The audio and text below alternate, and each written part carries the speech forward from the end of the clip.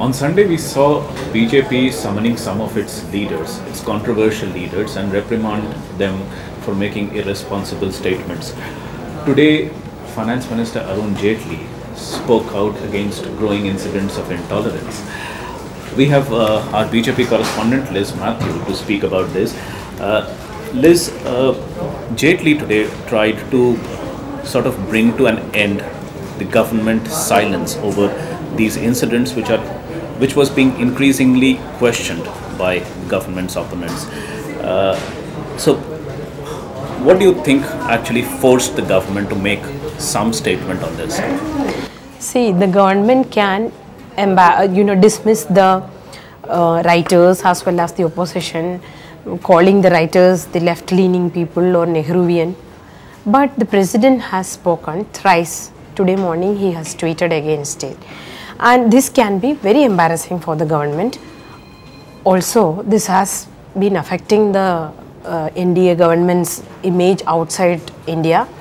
And even its own sympathizers started worrying about these kind of incidents, how it is affecting the prospects of its, prospects of the country as an investment destination. And I think the way Prime Minister Narendra Modi was trying to build the brand India, which was getting affected, this has been a very sensitive issue for Prime Minister Narendra Modi, so they had to speak out today.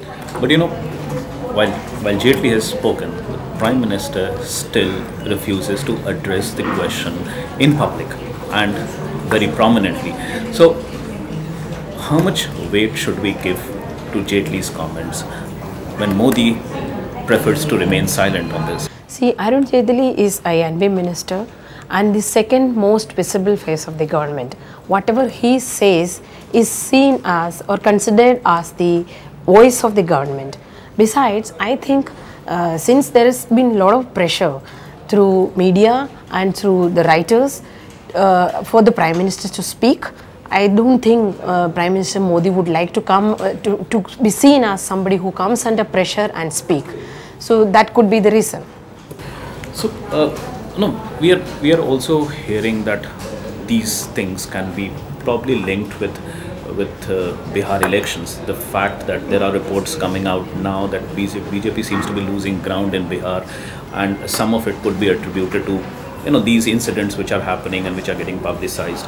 So do you think it's because of Bihar that government has finally come out and forced to say the things that it is saying now, or is there more to it? See, Bihar election could be one reason, because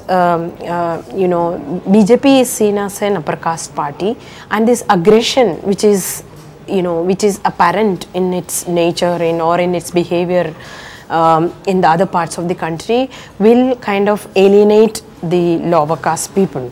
One reason. Also, the youth is looking up to Narendra Modi as a person who will bring more jobs to the nation and bring more investment. When it is getting affected, they will get upset. That is one reason. And also there are other repercussions. Allies are getting embarrassed. Allies are raising questions and criticizing the government in public. Thirdly, like Arun Jaitley mentioned today morning, that this has serious repercussions on sensitive areas like Jammu and Kashmir, where BJP is trying to build its own base, and also where it has high stakes. So this all added up to and forced the government to react today. So, Jaitley, very interestingly, it also seems that Jaitley has a problem with the way these incidents are being covered by the media. He said, it's disturbing the way these incidents are being publicized. While there was no word on actually taking action against either the erring leaders or the hooligans who have been indulging in such acts.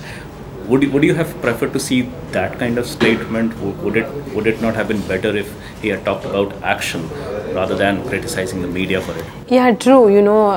Both the ministers in the government and the BJP leaders are upset with the way the media is giving quote-unquote publicity to this kind of incidents, because that is how the world is knowing about it.